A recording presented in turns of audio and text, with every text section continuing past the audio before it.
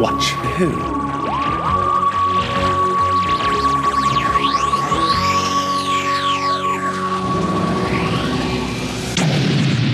Hello, and welcome to To Watch Who, a Doctor Who podcast. I'm Mark. And I'm Sarah. And I'm a Doctor Who fan. And I'm new to watching Who. Yeah, watching for the very first time. Very first time. There it is.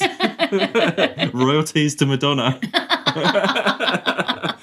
If she didn't have that song, what other song would there be? I don't know. I don't know. That's on the spot. Yeah, anyway, I was just thinking about that the other day. Anyway, welcome back, everyone. And this is our first recording with our new recording equipment. I don't usually woo. Thank you. So thank you, everyone who has donated. We're so grateful. On Thank our you. buymeacoffee.com page. Yes. How exciting was that? We were so excited. Thank you so much, everyone. Mark's got the list. Here's the list. So let's say thank you to everyone. Yeah. Before we start, here we go. So I'll just go through.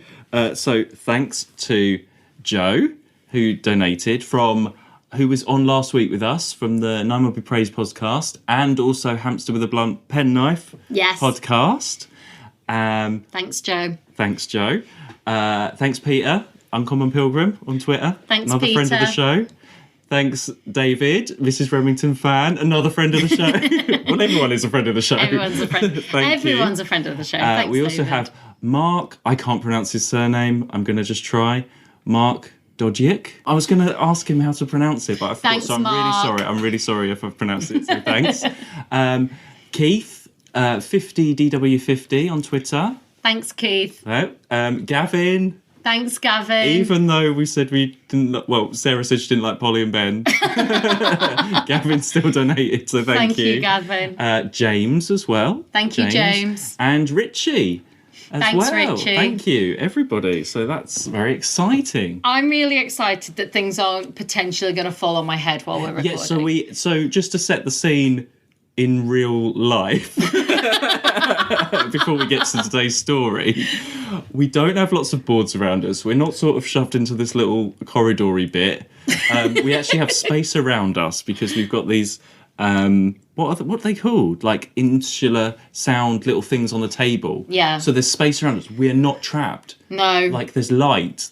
We can see the room around us. Yeah, I don't have to We're quite far not apart. move. We're actually further apart than we usually are. We've got a bit of distance between Normally, I have to cram in. I can't move. Yeah, like we have to anyone climb. I have to climb under the table.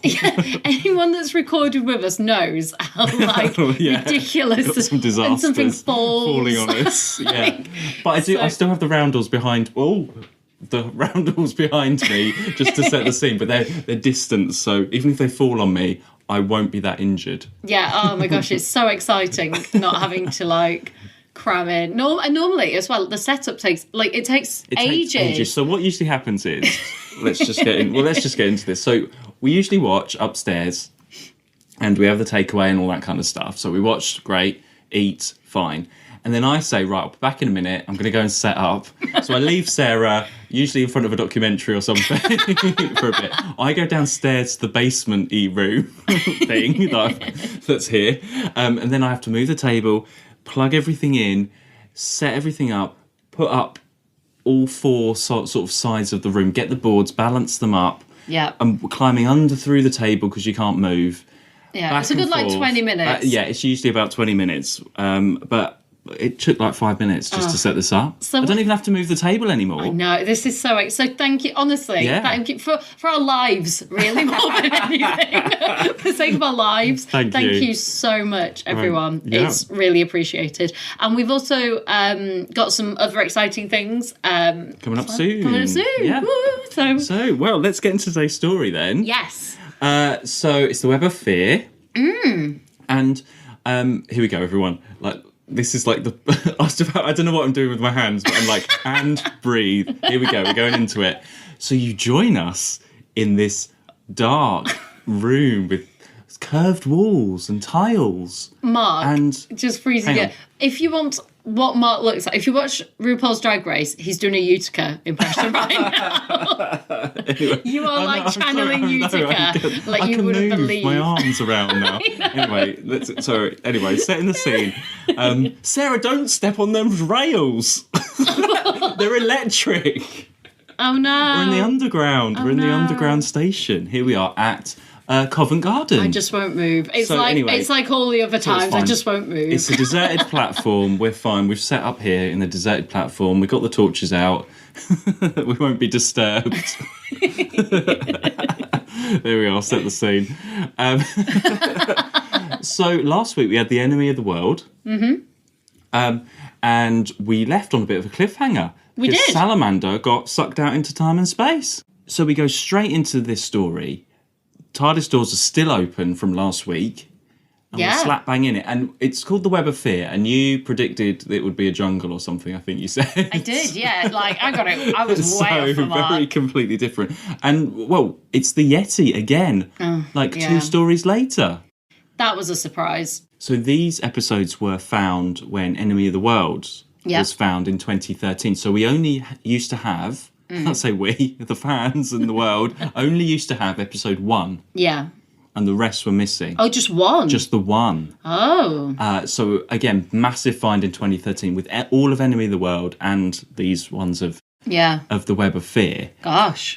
So, in terms of me watching these, I haven't watched it that many times. It's still fairly new to me. Yeah. Apart from episode 1, which I've seen loads and loads of times. Shall we just go straight through the story and things will come up as usual? So doors open. I thought the slipping around of the TARDIS acting wasn't that great. I don't know if you remember. Yeah. Jamie hanging on. The Doctor's grabbing around Victoria quite a lot. And the everyone's like, whoa, the ship's going out of control. You know, they were all sliding around on the floor doing their best It was a better acting. ending of the TARDIS slipping around than it was the start of this if you know what I mean. The last one finished better than this one started. And because obviously Jamie had to get the doors, he made it seem quite simple. For what seemed quite a hard task to do. So, yeah. So then we go to Earth and Travers from the Abominable Snowman. I know. 30 years later. So I'm interested to know, did you notice that was Travers? Because we weren't watching this together. No. So, when did you realise? The second episode. Right. So they were talking about Travers, and I didn't even click the name. They were talking about the Yeti and stuff, and I don't know, it was sort of there, but I was I didn't really click it. Because the Yeti appeared, he's talking to he's looking at a Yeti and stuff, and but it didn't click properly that we were back with the Yeti and with Travers until the second episode when Victoria is there and they're like, hang on, but that was 30 years ago, and you and I was yes, okay, that's why.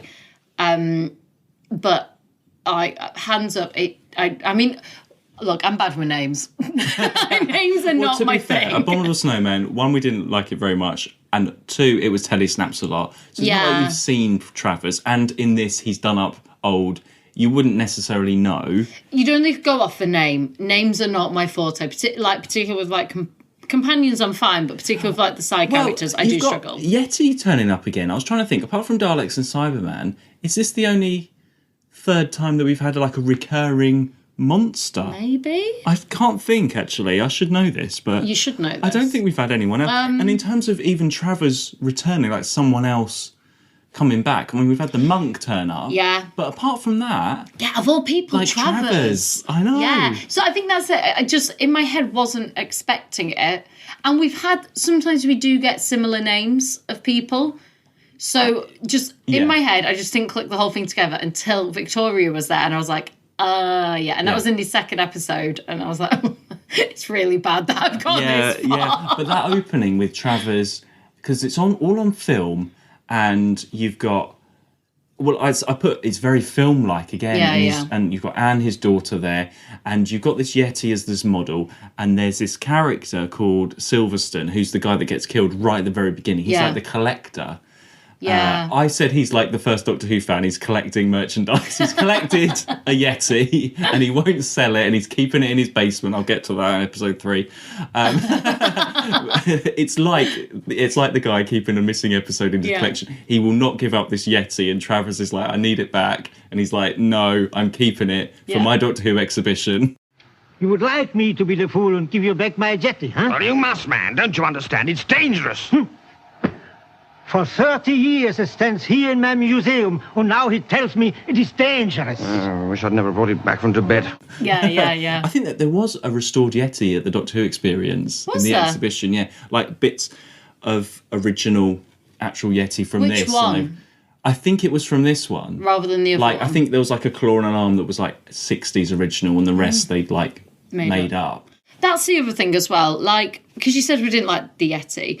Actually, I had nothing against the Yeti. I didn't like the Story?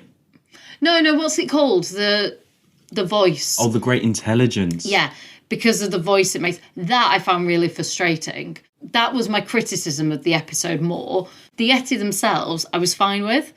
However, them suddenly appearing in London really annoyed me because I was like, how, like they worked in Tibet.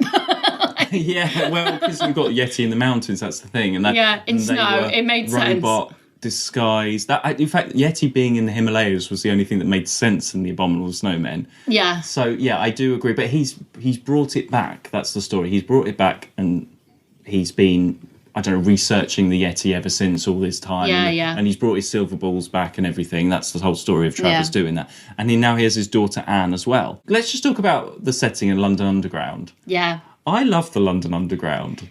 Yeah, I think it's a great set. I think it's a really good set. I meant just like in real life. Oh, right, in real life. Okay, sorry. One, it's a great set as well. I love I love the London Underground. I don't know, I'm happy sitting on a tube going wherever. Like, I could sit on the tube and go around in London all day just looking at... You can tell you're not a Londoner. I know I am.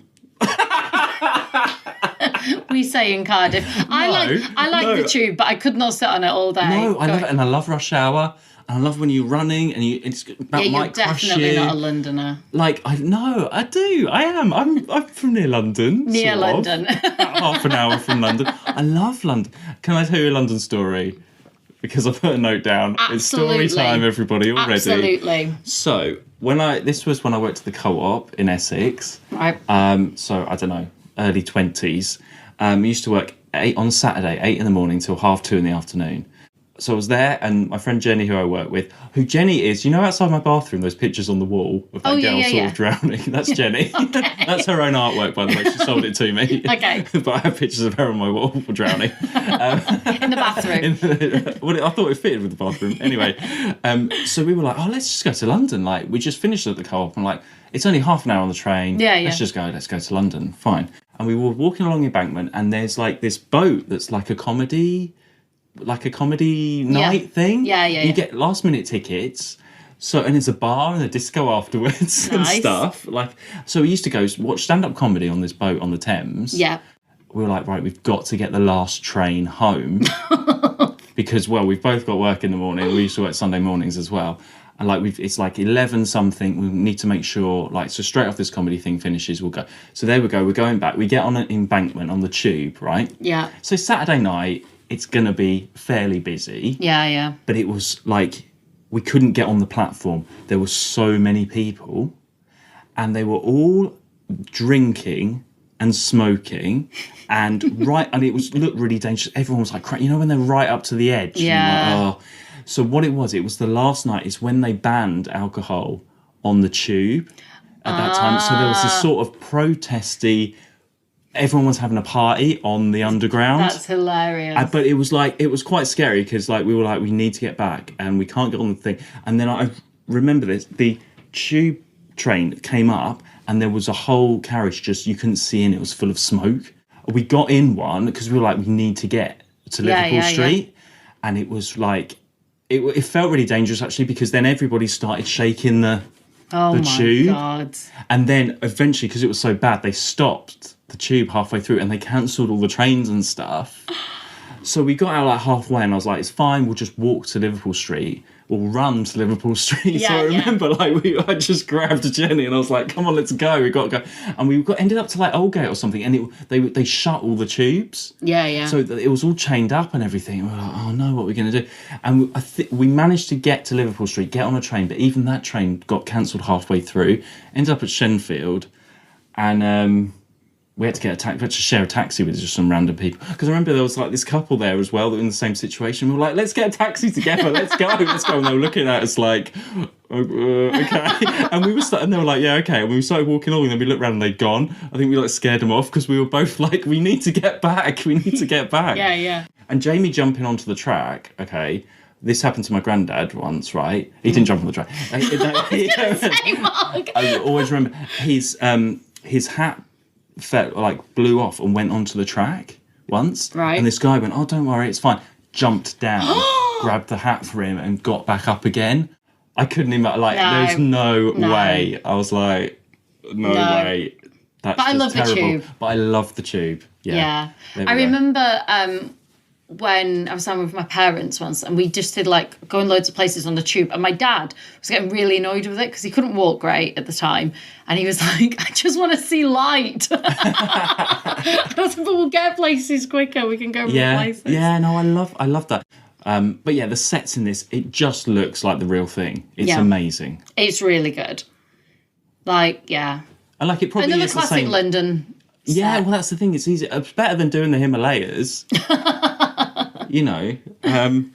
Anyway, back to It reminded me a lot of War Machines. Well, it is. Yeah, we're back. Was that the last time we were on Contemporary Earth? I think. Oh no, Faceless Ones, but that was at the airport. Yeah. Yeah, no, it's very War Machines like, and they land in this underground station. Victoria close watch. Yeah, what's she wearing? She does a dodo twirl in the corner of the TARDIS, exactly like Dodo. I've put Pocahontas flapper because I thought it was I could not work really out what odd, it was. You can't really. I don't know. Maybe if it was in colour, you could sort of tell a bit, but it looks really. She said, "This is really funky," or "This is." She said something. Said something. She just really liked it. Yeah. And I was like, "What is that? Where has that come from?" Like for a Victorian as well, she'd be like. It was for her, but I couldn't work out whether it was 60s, whether it was some old thing that she's made. I could not work out what it was. It's not like any. I don't know. I reckon it's something that Dodo's left. I reckon it's a space thing. I reckon it's a future thing. Because he must have outfits that cover. Yeah, no, but it was a bit flappery 20s, I think. But then I did think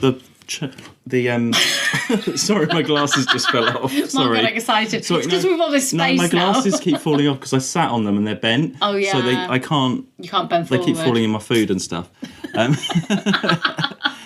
So yeah, that's Victoria's outfit. And then what happens in part one? So they go straight. They get separated from the Doctor actually. So the Doctor goes off. Yeah. And then Jamie and Victoria, and we see the army. And when we find out that London is deserted, Londoners have fled. feels very 2020. Yeah, it's all deserted. So I think the idea is that these Yeti have come in and they're patrolling the streets. Maybe I'm not sure. Well, I think it's because they've got that web stuff. Oh yeah, they've been webbing everything. Yeah. Doctor, did you see his face? It was sort of covered with cobwebs. That stuff is on the scanner. Yes. Come along. Oh, no, don't let's go into the tunnel, please. But we've got to get above ground, Victoria. Now, let's try the next station. Come along. No, Jamie, no! Move! Don't touch the rail! Whatever you do, stand still! Stand still! Also, sorry, just going back to the underground, it reminds me of this film. Have you seen Creep? Yes. Yes. I love Creep. It's so good, isn't it? Creep. I love Creep. Yeah. When did I watch that? Because I remember, because she at the beginning, she goes to the tube because they're like, "Oh, do you hear? George Clooney's in town." And she's like, "No, don't joke." And then that's why she goes on the underground to see George Clooney. She dresses up. Of course. Oh, it's such a good film, isn't it? Yeah, and he's there with his imaginary. Oh, with his, it's so good. Yeah. Oh, I haven't seen that for so long. I used to watch that all the time. I watched it in uni. Yeah, I one see night. it. Yeah. Yeah. And that's filmed on the real London Underground. Yes. Yeah. No, Creep's good. It's like, yeah. This isn't Creep. No, this is not Creep. Well, it's Doctor Who does Creep. Is it? Is it, Mark? No, it's not. So I think a bit of time has passed for Travers and Anne because they're with the army. Yeah. So obviously that bit that we saw at the beginning with the Yeti and that collector guy, and now that's the Yeti waking up, and then everything's taken over. Yes, so yeah, then yeah. the army are all in place. It's all happened already. It'll happen very quick. Yeah, like it's all a lot happened. of stuff. Yeah, And you got that TV interviewer guy yeah. as well. A lot of characters in this. There's a lot of, like I said to you, what I found the hardest to follow was just the amount of characters generally. So you got Captain Knight, who is the captain at the beginning, who's in charge. Chorley is the interviewer. Yeah. And Travers. Hang on, and Travers and Travis.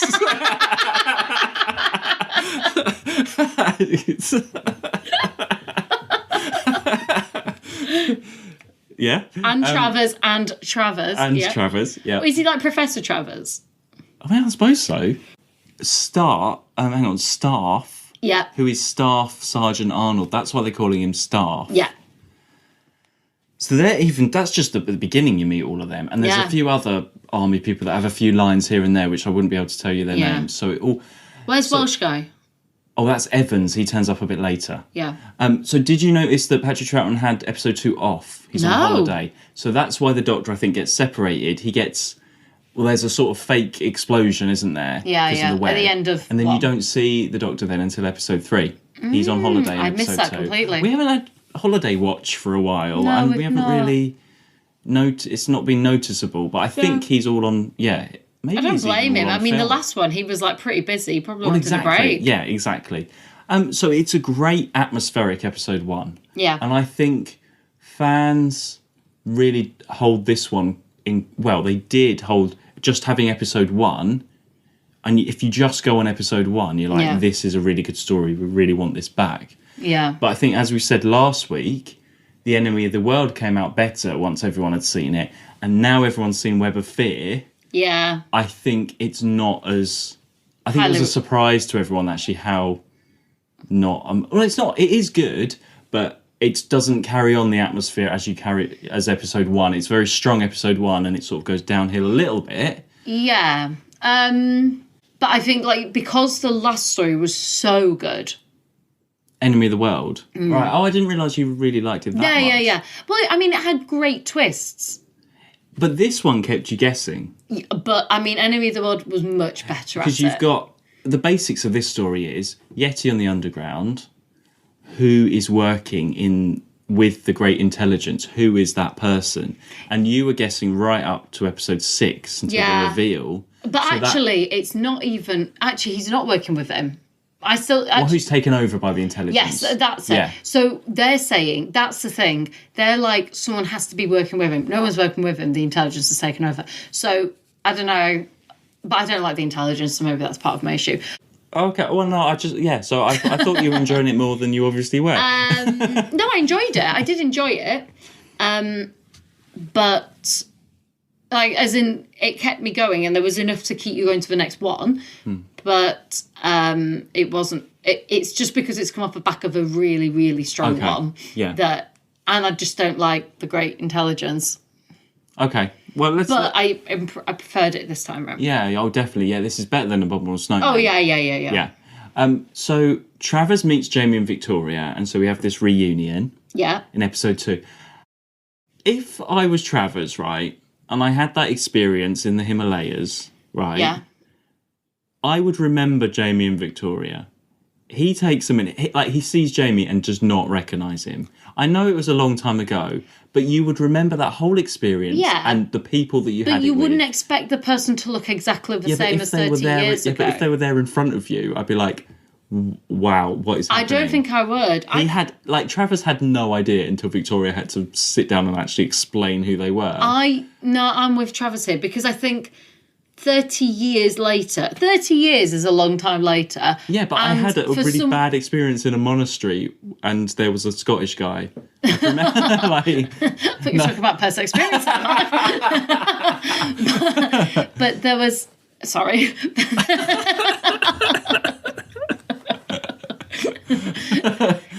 30 years is a long time. Yeah. And I think if someone comes back and you expect people to age and change as you have. So if someone looks as the same age as your child is, bear in mind. So you wouldn't even think of them as being in your own time. Yeah, okay. I So suppose like I don't know. they're the same age as know. what her. But Jamie's wearing the same kilt. Yeah, but it's 30 years. Yeah, okay. 30 years is a long time. Yeah, I suppose so. Okay. It's my whole Fair life. enough. Fair enough. Yeah, okay. I don't remember things from when I was born. Yeah, okay. But if you had a bad experience in a monastery with a Scottish guy, you'd remember, wouldn't you? Again, Mark's issues are coming out. So Travers. So you got a little team there, and Anne. I really like Anne. Yes, She's it took there. me a while She's to already warm there. to She's her. like they're scientific. She's working there doing all these things. It took And me you a just while take to that, warm. You take that for granted, really, don't you? She's just there, and the army guys are sort of talking to her, and I suppose she's assisting her father, but she knows what she's doing. I mean, Yeah. later on when she's with the doctor doing all the science stuff, that's great. I 'Cause she's a dark-haired thought- Astrid, isn't she? Yeah, you said that. And she also looks a bit like, well, I think anyway, Kate Thornton, the TV presenter, but with dark hair. Okay. That's why. Many things to comment on there. I don't know where to begin. Sure, on Kate Thornton. I think she's a... So whereas Astrid was more like, boo, boo, boo, you know, like fighter, she's not. Well, she's more 60s. She's 1960s. Yeah, but Astrid was a fighter. Yeah. She's science. They're different. Yeah, oh, yes, they are, She's yeah. more like... Miss Garrett. No. From the Ice Warriors. Yes. No? Okay. Yeah. The science woman from... The Ice Warriors. Yeah. Miss Garrett. Yes. You were right. You literally... Sorry, I know what you're going to say. I'm just like ready to shout out. I always do that. Marker, Edith. It's never Edith. Yes, okay. Yeah, I'm just going by the hairstyles. You are. I know you are. But I took a while to warm to her. I didn't warm to her until like episode 4. She's very suspicious Of... the doctor and the companions. She believes the story, though, because of her father recognises them and explains that they're time travellers. Oh, so yeah. she's on his side. But she says, I was how never do we... suspicious of her. But she says, like, how do we know that they're not... Yeah, okay. And stuff like that. Because early on, I was like, is she something to do with it? Maybe it's because I've just come from, like, a story that's had some really great plot twists. So I'm in, maybe... And she's trying to convince her father, like, they're to do with it, you know? Yeah, okay, yeah. So it did take me a like her, while. though. I do like Anne Travers. I think she's a good contender for being remembered in the future. She goes with the other group of girls that we remember.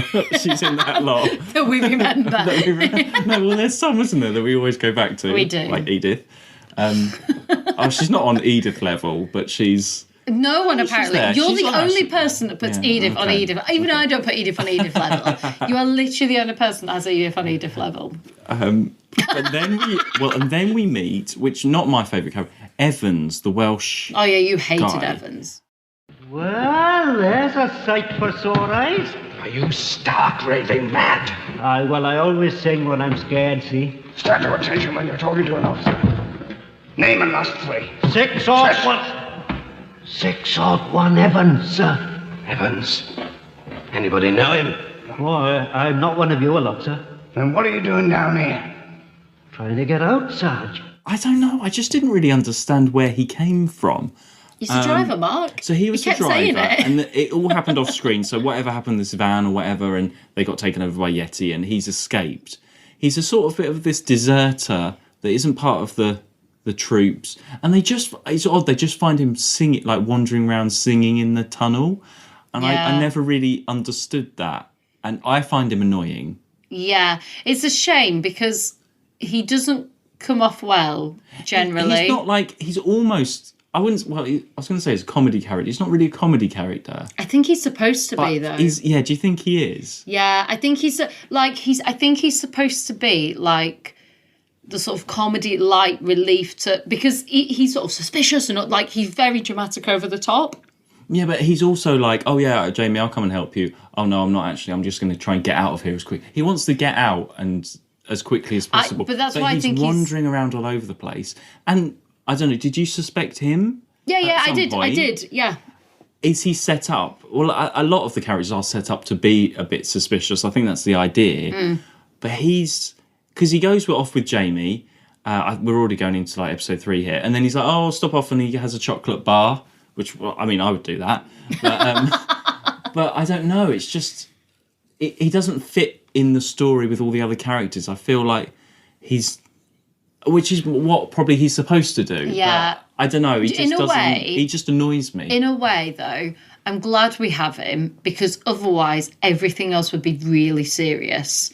Yeah. So, like, because all the others are like the proper officers, and he's sort of like the trouble is, it's just a shame that it's a little bit, and I think it's like that sort of stereotypical idea of the Welsh. I think it's more like a sick. I think it's like they've made him Welsh, haven't they? As well, with all his Welsh. I'm not going to do my accent this time. No, please don't.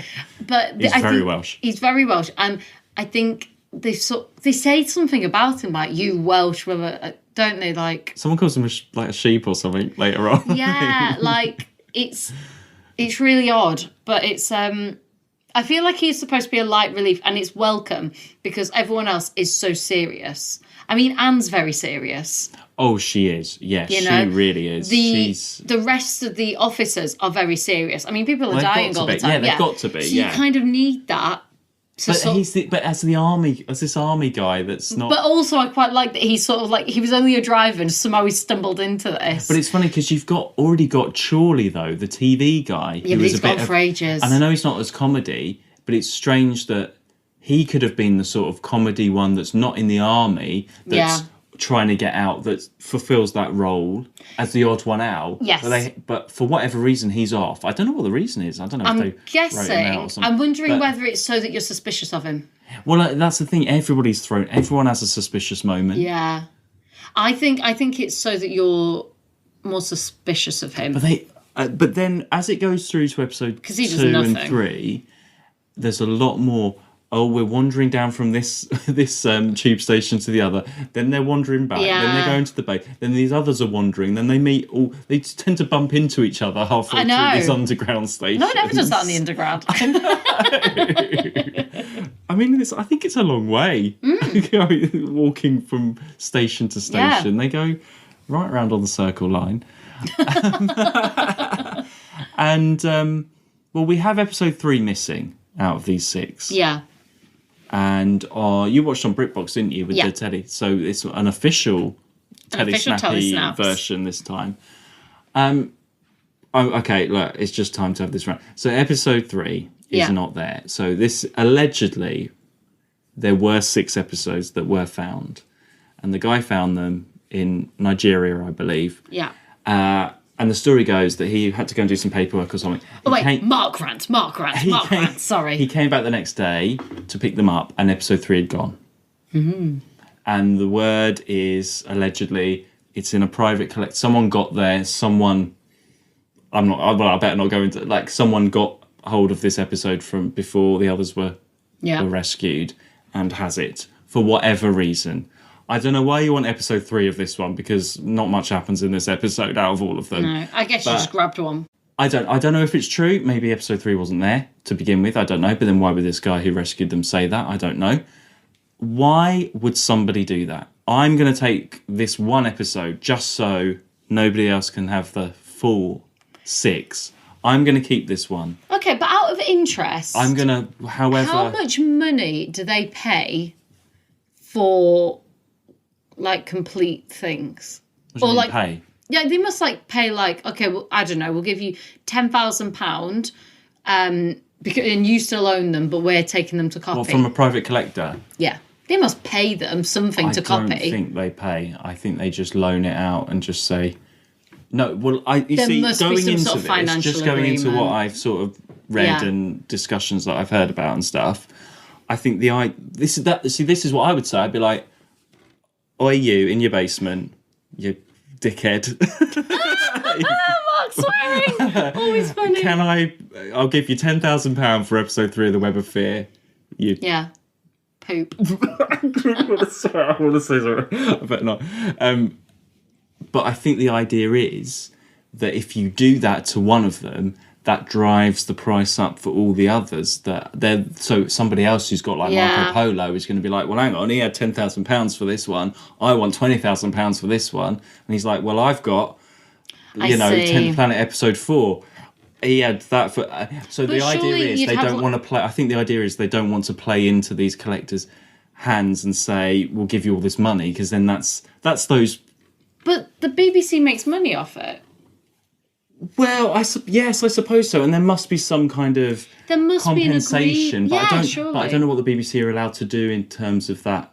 Do you know what I mean? As the BBC, you bought this DVD. Yeah, I know exactly. And so the BBC has made money. So that's what I mean. Like, but they're not going to be like, here, have a share of all the profits or something. It doesn't work like that, because it's just. There must be, even if it's not relies said, on these collectors not being fucking dickheads. I don't care. There must be some form of financial agreement in place. But they wouldn't. There wouldn't be. I don't think there would be. I don't think it would be set. That's why even if it's happened. not said, I reckon even if it's like a standard fixed flat rate. What you're going to say? Here, have your profit for this. But the difference is, people doing that's a very different thing to like. Do you know what I mean? Like, let's say I bought this at a jumble sale. I paid my money to buy this at a jumble sale. Yeah. So I own this. And, some of these people, they don't know. Like, said that. I'm talking about people that know very well what they've got. Yeah. That know I'm going in to take episode 3 of The Web of Fear on purpose. I'm not talking about people that don't know. But hang on, just hear me out. Okay. So I'm a dickhead of a person still. So I got it. I didn't know that, like, it wasn't out there. Yeah. But I've like, owned it. Yeah. And I'd be like, well, hang on a minute. I've got to give you this, and you're going to make a fuckload of money off it, but it's I own it. Well, they borrow it and copy it and give it back. And then you make a load of money off it. But the BBC made it in the first place. Yeah, but I own it. Well, okay, let's just so they have announced, so they're animating episode 3, and it's going to come out maybe later this year. They've done the trailer for it. They haven't announced when so episode 3 is being re-released with an animated episode 3. That's fine. So the BBC are already making money out of it anyway. Yeah. So just having this extra thing.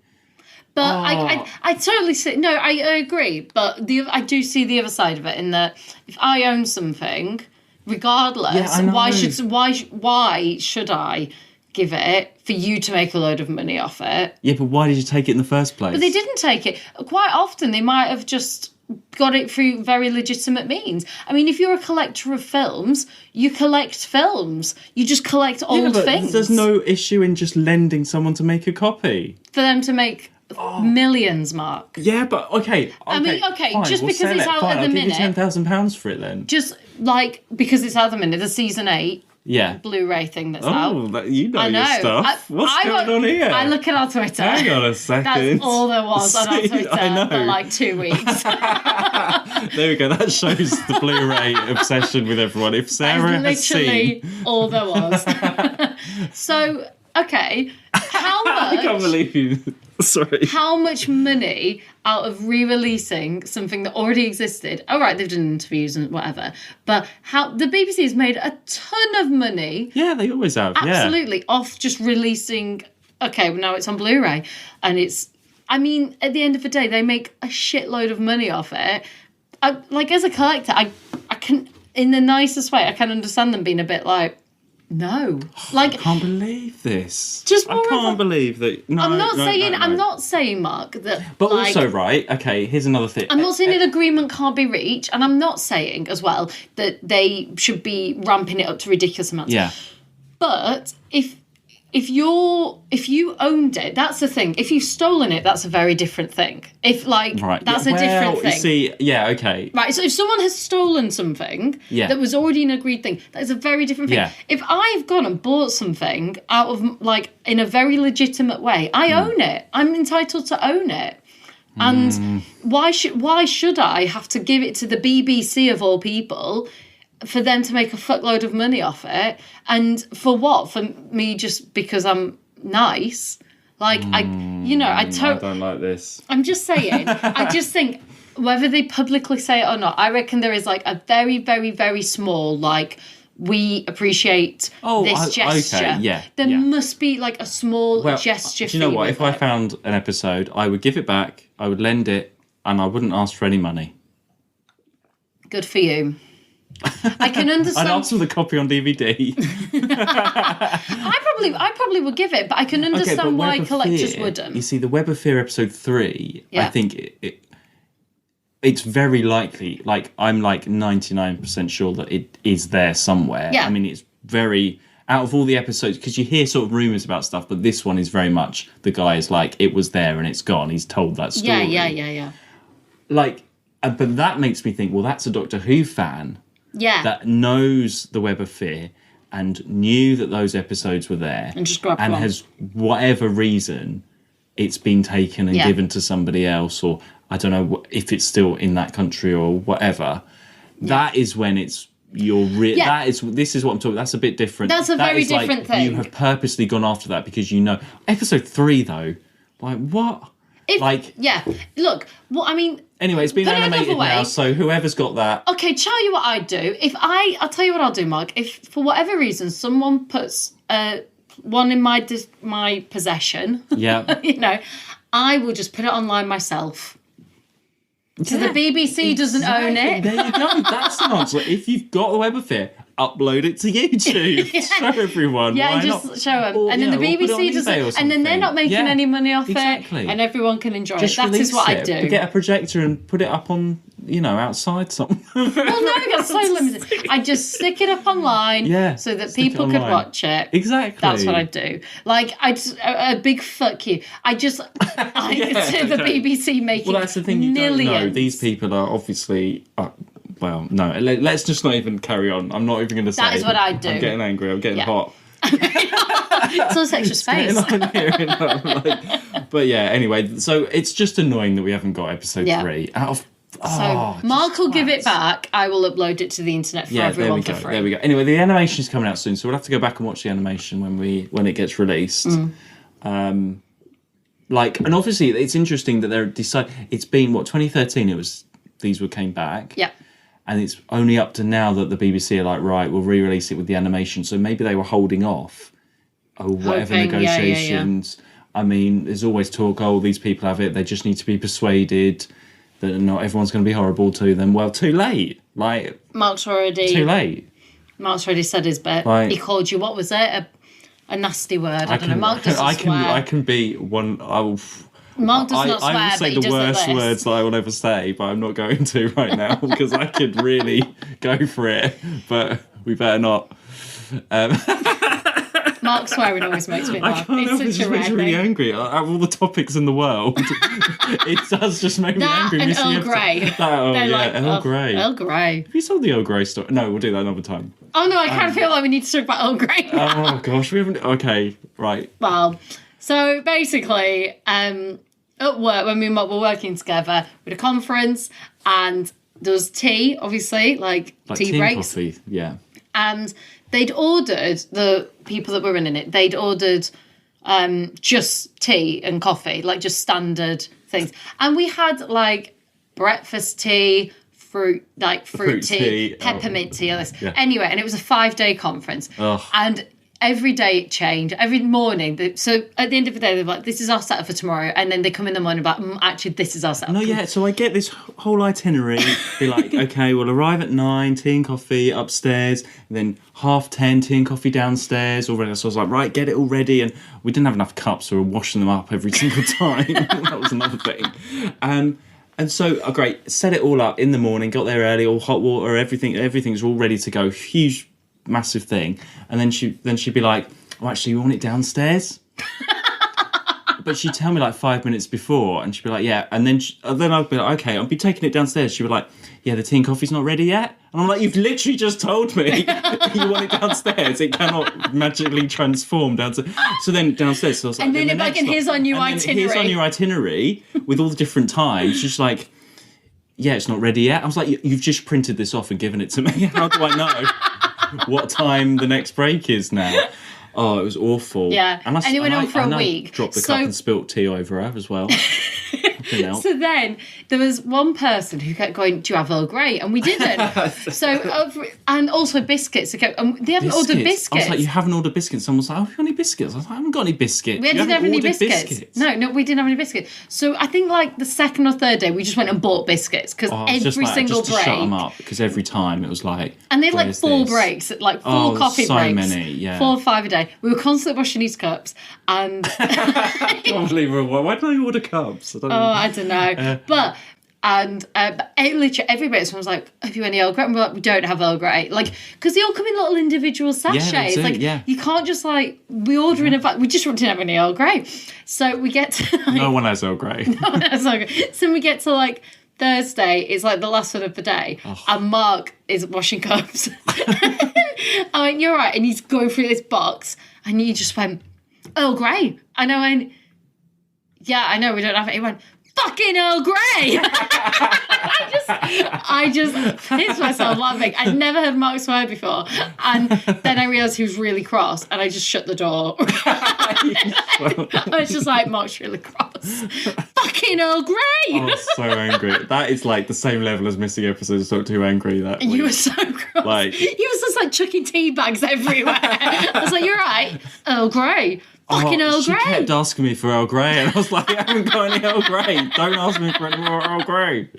It's fine. But then after that, we always ordered loads of Earl Grey. Yeah, no one ever has. We've got boxes of it still, like 5 years later.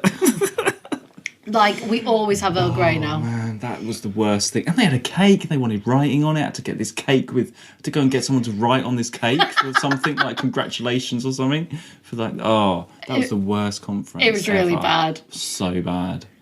It was bad. Oh, right. I'm a bit exhausted after missing episodes in that conference. Let's go back onto it just drains me. All right, episode 3. Well, basically, episode 3 of The Web of Fear is missing, is what we're trying to say.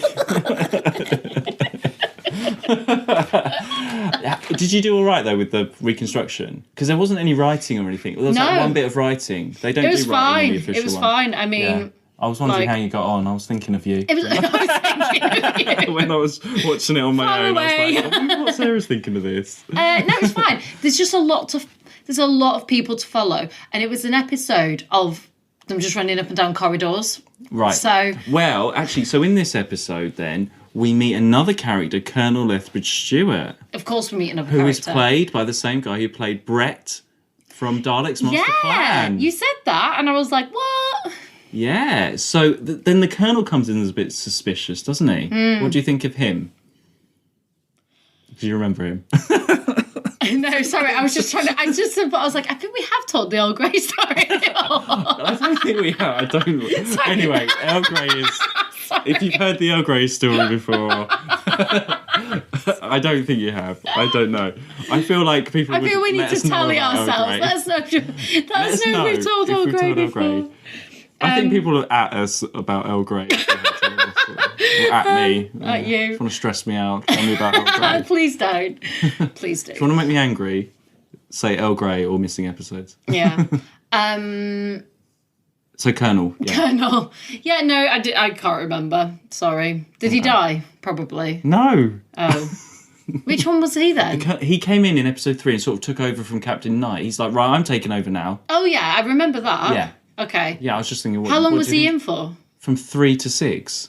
When was he at the end? He was with everyone at the end. Oh! He, took over the military operation. Do you know what? In my head, that was the same person as the one at the start. Oh, okay. Well, the suspicious character moments happen in episode 3 because someone lets the Yeti into the armoury. You see, I thought it was cutting a cable or something. It's not clear on the telesnap. No. But someone does something. You see a hand, and someone does something. And that's when it's like, oh, actually, that's when you know somebody's working from the inside. Yeah, yeah. And those little models of the Yeti that Pad from the Abominable Snowman had, someone's using them. So if you put it on you, that attracts the Yeti. Yeah, so someone's slipping them in people's pockets and stuff. Yeah. And that's when you're like, hang on, that's what's happening. Who's Travers that? literally brought everything with him. Someone's a traitor. Yeah.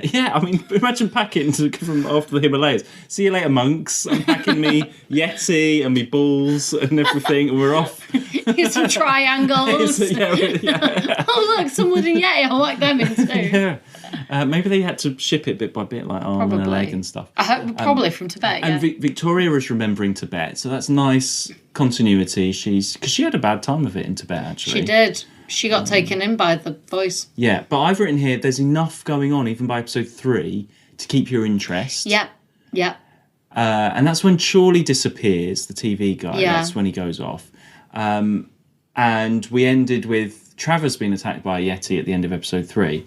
Yeah. So yeah, there's lots going on. Oh, they have the meeting. That's it. The Colonel has a meeting and they do a little slideshow, don't they? Presentation. It's like, here in London, here's a picture of Yeti. Yeah. Next slide, please. Yeah. It's a weird episode. I find COVID update. Next slide, please. It's a very sort of nothing episode, but it's enough to keep you going. Well, whoever's watching it in their basement, I'm sure they are loving it. Let's go to episode 4, Mark. Right. Well, Anne and Travers are knocked out. Yeah. And they go, and I thought Anne was going to die, actually, when I first watched this. I was like, because she runs through and she's like, no! Oh, yeah. Gets attacked. I thought she was going to... No. That was both of them. Evans... But that also made me a bit, like, suspicious of her still. Oh, okay. I was like, why? So this one, this is actually the big episode. I'm glad this one exists. Yeah. Well, I'm glad this one is in public hands. Yeah. The Covent Garden filming with the Yeti attack.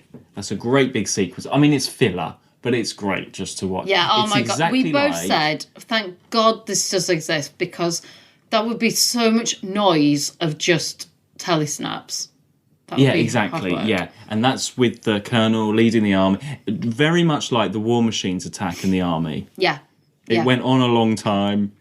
Lots of... I mean, it's pretty much exactly the same. Just swap out War Machines and Yeti and you've got the same thing. Yeah. That was around Covent Garden as well, I'm sure it was. I don't know where it was in anyway. London, but it was somewhere. Anyway, they feel like on the locations website, you've got the matching up of Covent Garden and the Yeti. Next time I go there on the tube, I'll stand where the Yeti stood. Of course. You can be a Yeti. But Captain Knight is killed in this. Yeah, they're all killed. Well, no, they're not all of them. No, but not all of them. pretty much all of them. And this is also where, Evans, we haven't actually talked about staff. No. Because he's in and out quite a lot, and this is where he disappears as well, down with that trolley. Because the idea is they're going to put explosives on the trolley. I don't know if you picked this up. No, I didn't. Because I just what thought they were happens going is in. they all this time, right, they've been putting explosives down to blow up the Yeti in the underground. But every time they put explosives down, the Yeti have their guns, cover it in web, and then it doesn't explode. Yeah. So they just thought they'd go through the web and somehow... so the doctor says, put it on a trolley, push the trolley along, so as the trolley's moving, they can't web it up. Right. That's the idea. So Should have just pushed it in. Well, yeah, I don't know. Anyway. Whatever. So that's when Staff goes in and doesn't come back out, and you think he's dead. Yeah. And the Colonel has a Yeti in his pocket as well. So everyone's going around. It does get a little bit repetitive. Yeah, it's a very long... It could be like 2 minutes short of that sequence. It's quite with a long the battle and everything. But even I'm just talking about just generally the episode 4 and 5. Oh, that battle could have been about 2 minutes shorter. Maybe a minute. But it picks up again as we go towards the end of the episode, because we've got Travers is now possessed by the intelligence. Yes. And talking. And we were saying about how Pad in The Abominable Snowmen was talking very slow and everything. And you appreciated Travers being possessed rather than Pad. Yes, I did. I preferred Travers' possession. What was the reason? I don't know. He didn't annoy me as much. It wasn't as slow and painful, and it just didn't annoy me as much. Okay. And also the plan is explained. So the intelligence... Oh, you can hear it. You can hear it. That's the big thing. Like, there's actual, like... Words and weight to his voice. Yeah, because he's more like, I will take... Rather than Pad was more like... Yeah. But this is actually more of a voice, Yes. But the intelligence explains his plan. Yep. And says he brought the doctor here and he wants to drain his mind. So at least we have a plan. Yes. Because your problem before with the intelligence was that you weren't sure what the aim was. No. But you have an aim. Yeah, we have a name now. Yeah, I know what they're about now. And Victoria is taken away. She drops her beads as a bit of a trail. So lucky she's got them beads on. Look at that dresses on, yeah. That outfit. Otherwise it would be like one sequin each. She could have took off her sequins one by one. I didn't see sequins. Yeah, it's like a sequin. I don't know. Is it a bra? Not a bra. What's the thing that goes? I don't know because I didn't see sequins. No, it's a top. It's a top. It's sequiny. I saw it more like stitched, like Pocahontas style. Oh yeah, Pocahontas sequins. I did not see sequins. No. It's sequins. I just didn't spot sequins. I didn't see anything sparkle. I can't imagine there being sparkle. I thought it was sparkly. Under those cameras. No, it was sparkly. Because if it was sparkly, it'd be shiny everywhere, wouldn't I mean, it? it wasn't like majorly sparkly, but they were sparkly. We'll look back and... Okay. But I don't think it was sequins. I don't think it was sequins. Okay. Not sequins specifically. Sequins. Under those lights in a studio, sequins would just be like little beams everywhere. You couldn't have sequins. I don't know. Okay, it was. You couldn't. I'm telling you. Right. That's why you have sequins on the stage in like a musical, and it's all shiny.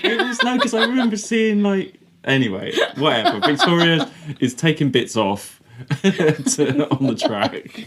Her jewellery might be shiny. Her jewellery shiny. No, because it was weird. It was like some brush she had on the end of a necklace that Jamie picked up. Yeah. So it was all like furry brush.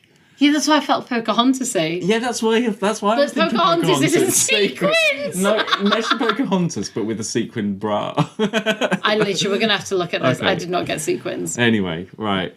My notes are starting to run out already now.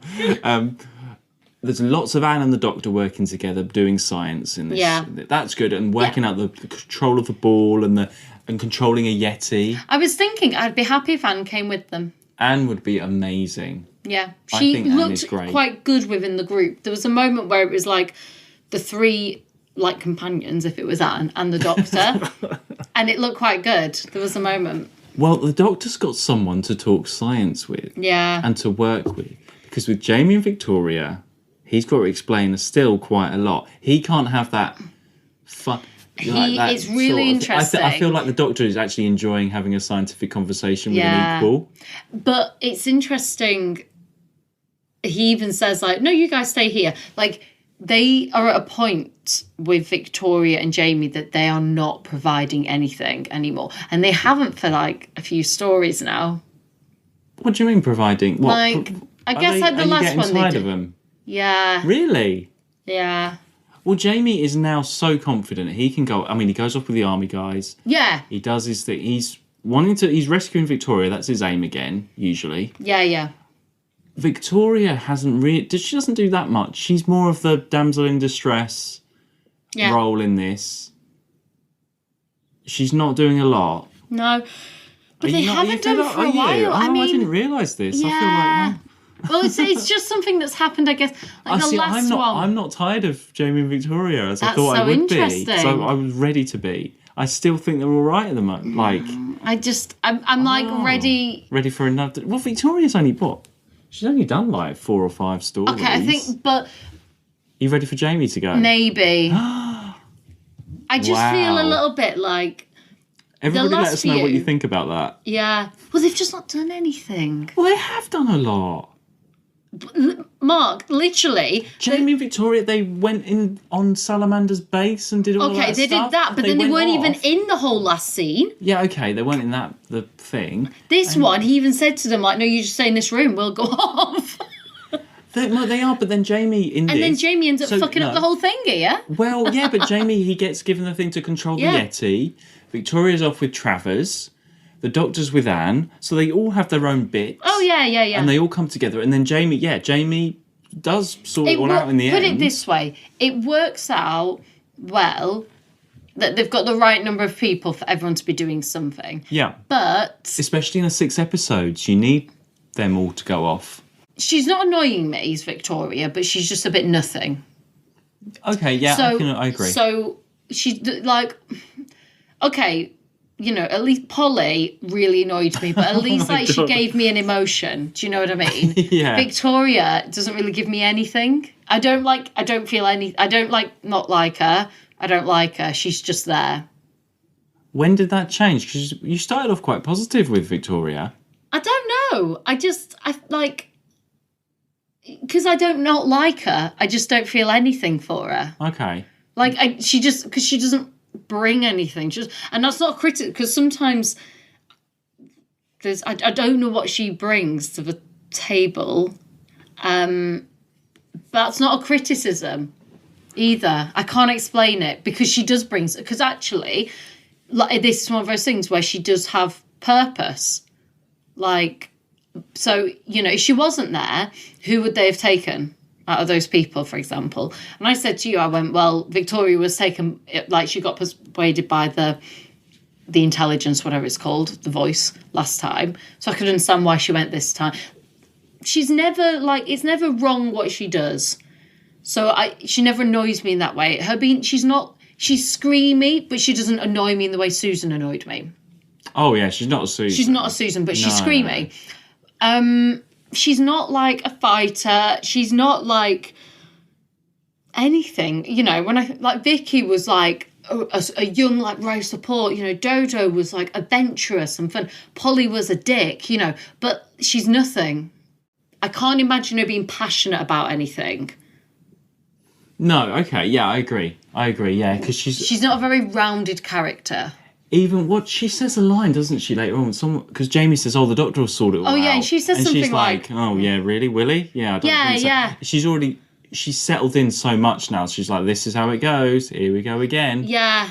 Yeah. So I don't not like her. I just don't feel anything for her. Okay. She's very beige. Yeah, okay. Beige with a sequin. Yeah. Well, we're debating the sequin. Okay. Jamie, though, and I love Jamie, but I feel like since Victoria's come, he has just become a nothing. And I just feel there needs to be some sort of a shake-up somewhere. I feel like we're at a point where something needs to shake, whether it's the doctor or whether it's Jamie or whether it's Victoria or a new companion, but there needs to be something. That's exciting. We'll see what happens, won't we? Yeah. There needs to be something. Something needs to happen. Okay. Let's just go back to Staff then. Sorry. Staff Arnold, sorry. Sorry, what? No, just me going on a rant there. No, it's okay. Well, we haven't talked about the companions. We haven't had companion check for a while, so... This is a really long episode. Sorry, everyone. So Staff turns up all sort of burnt and... Crispy. Well, not crispy, but...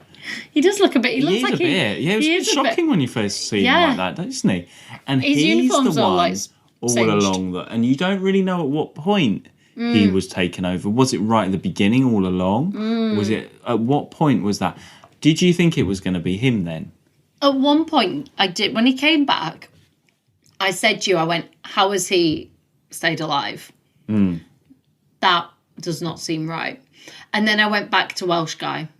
Because he he does seem... Evans, because he just wanders around. He just happens to be in the right place at the right time. And he never wants to leave the base. Which I thought, whereas at least the other ones would go out and try and do stuff, he always wanted to be close by. So I was like, that's a bit... He's happy to be alone. Yeah, I think that's the idea, though. You think it's him all along, and you don't think of Staff. He even is one of you. He almost tries to throw it back on them. Because there's the bit where the doctor gets the web in the tin, and then the tin is empty. Yeah, exactly. And he's got it from him. Yeah. So I went back to him. But I did say to you, that's weird. Everyone's been coming out of this dead, and he's absolutely fine. He's not absolutely fine, but he was alive. He was singed, but he was alive, And and when you see him at the end, actually, after he is revealed as the and he intelligence, stops being northern when he's. that always happens. You lose your accent when you're possessed. Yeah, happened to Ben. Happened to Jamie. Happened to Jamie. Jamie stopped being Scottish. In the Faceless Ones, the Macra Terror, it's happened before. Yeah, you lose your accent. Yeah. As soon he was as suddenly you're a British posh man. Yes, with a thing on with a colander on his head. I had a moment, didn't I, where when Welshman was talking with Staff, and I went, "This is my two world cultures coming together. my northernness and my living in Wales unite on screen in Doctor Who. That's what's happening right here." They're your icons. They were. Evans and staff. in that moment. And then later on when he wasn't, I was like, oh, that really feels full circle. Because I don't feel very Northern anymore. It's quite gruesome, though, because the idea is that staff has been killed and the intelligence has taken over. He's a zombie. Yeah. Oh, yeah. You know? And he looks rough at the end. This is your first Doctor Who zombie, I think. Yeah, I hadn't thought of it like that. And he looks awful at the end, and it's the idea rough. Behind it. That is singed at the end. Oh, he's proper singed, yeah. And it goes right up to the last minute because you don't know what's happening. You were actually, I was surprised how in it you were right up to the end. It was getting to 19 minutes on episode 6, and you were like, "What's going to happen?" Yeah. It was very to the end, very like, and I said to you actually, like, there was a real suspense of like how, like, the Doctor very much was like, we knew the Doctor had done the thing with the wires. He had a plan, so we knew to some he? extent, and he gets in that triangle thing that looks a bit small. So we knew, like, to some extent, he wasn't going to be whatever. Taken over, yeah. But there was this sense of like, but does the whatever it's called, what's it called? Great Intelligence. The Great Intelligence. Does the Great Intelligence know that he's done that? Because the Great Intelligence knows other things. Yeah, because you feel like it has eyes and ears everywhere, so it would know. Once that's happened, it wrapped it's a up quick very exit quickly. as usual. Yeah, They don't lines even might go live. They so don't they're even go running. to the TARDIS. They're like, oh, there might be a train. Go, the end. Yeah. And it's not really a good bite with Travers and Anne. And No. considering, they've been friends for 30 years, But we've done... there's no Sort of. goodbye. Sure. But, no, there's no goodbye. And, but we had this last week as well, where it's just sort of... Very quick. Oh, yeah, I like it, actually, when there's a bit more of a, well, goodbye. Nice to see you again, Travers. I hope we meet again, Anne. You take care, Victoria. I quite like it, but you need a little bit of time at the end there. Or just like, I like it when the characters have a moment of, oh, it's the Doctor. And they realise that he's gone. Oh, that happens all the time. I like that. That happens, yeah, I don't know. I don't know if I like that. I like it. I'm always You either had that or, oh, and then the police box goes and they're like, ooh. Yeah. Oh, that's gone. We haven't had that in ages. Yeah, we haven't, have we? Probably since like 2 or 3. We've definitely not had that this season. This season, Tomb of the Cybermen didn't. They went off. Well, everyone's dead. Ice Warriors. Oh, Ice Warriors, Penley and... Oh, no, just Penley. I was going to say in store, but he died. Penley was like, I think, have I imagined that? I don't know. He watches the TARDIS go. Maybe I have. I've invented that. I think you might have invented that. Oh. And then Enemy of the World, they're all still trying to save everyone when they go off. Because Salamander. Yeah. So, I don't know. I do prefer it when there's and there was time in a 6, cut down some of the fighting and have a nice ending chat at the end. Yeah, and it doesn't need to be long. We're not. No, just can't. I guess to some extent, you want to know that where you're leaving, what state it's being left in. That's what it is, isn't it? And we didn't have that last week, and we the army's going to come in and sort it all out, but you kind of want to know these people that you spent 6 weeks with. What? If it might have been nice that they were at Covent Garden and then the tube comes up and they're like, "Come on, let's get the train back to wherever it was." Yeah, something like that. Yeah, could see a tube, but they wouldn't. Well, I suppose they would have to film on a real tube. Yeah. But it would have been nice to have a sort of like, what are you going to do now? Yeah, that's all we needed. Yeah, or Travers has been like, finally, I've sorted out the. Well, no, actually, it leaves on because the Doctor says, "Oh, yeah, that's the point, isn't it? He wanted to completely destroy it, but the intelligence has gone off to live another day." Yeah. And the Yeti must have been so popular that they brought them back so quick. Yeah. Like 2 stories later. Not even the Cyberman took a bit longer. Yeah, crazy. That's funny, isn't it? That it's so soon. So you enjoyed this one then? Yeah. I preferred last week's. Okay. But I did enjoy it. But you're not really a fan of the intelligence or the Yeti? This could have been like a 5. Yeah. This could have been 5, and I'd have been happy with it being 5. It didn't feel like a chore. I don't know if it's because of the way we watched it this time, because I broke it up over several nights, the first 3. Maybe that's the way to do it, because we haven't really done that. 3, this is why and then we it watched this 3. way. Let's try that. Yeah, let's carry on with that format and just see how that goes. I do it like 1 over 3 You've done nights. one each night? Yeah. Yeah. I do them in blocks. Yeah, I sort of tried it that way. I'm glad this one was found, though. Yes. Glad it was Oh, found. yeah, I'm glad it was found. Oh, my gosh, yeah, I'm glad it was found. As soon as I asked to watch it, I'm glad it was found. So, no, it could have been 5. That's my final note on that. So next week... Oh, let me just check, actually. Oh. I do know, so I just want to make sure that I am saying it right.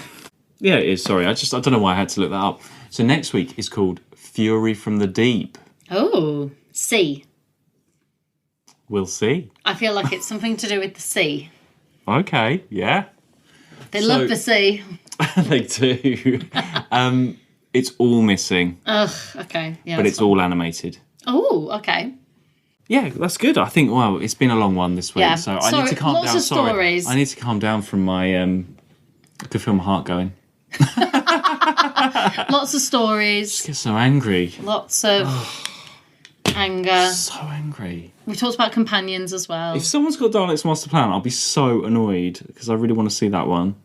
Like, out of all, if someone's got Dalek's Master Plan episode 1, I've decided that is the story that I want to see. Okay, More Katarina. you've decided. I've decided. You want to see Katarina? Katarina. Okay, sure. Ah. Anyway. Right. Anyway. So you can find us on Twitter and Instagram at TwoWatchWho. Get in touch with me if you have a missing episode. Get in touch with Sarah if you want to negotiate with the BBC about your missing episode. She'll help you. Or just want to release it online. If you want to release it online, Sarah can facilitate that for you at a fee. I don't want to take a fee. And she'll make sure that you get a good fee from the BBC. I will. I'll get angry, so actually don't get in touch with me. And Basically, just get in touch with me. I won't tell Mark. Sarah will sort out all of your problems. Can you imagine if someone got in touch with me, it came out and I turned on an episode and I was like, yeah, actually, I was responsible for all that? You would be fuming. Oh my God, imagine Doctor Who magazine would interview you. Can you imagine? Oh my God, it'd be so funny. And you'll be like, oh, it's that episode with, I don't know what their name is, but it was quite good. I wasn't a fan. I wasn't a fan of that one. What I do, I just tell us like this casually. You would have no idea. And we could listen to Mark's live reaction to him finding out that I knew about a missing episode for months that is now going to be released and I'd come to a negotiation. And I've seen it or something. Yeah. That would be hilarious. Oh my gosh. Oh, that would be brilliant.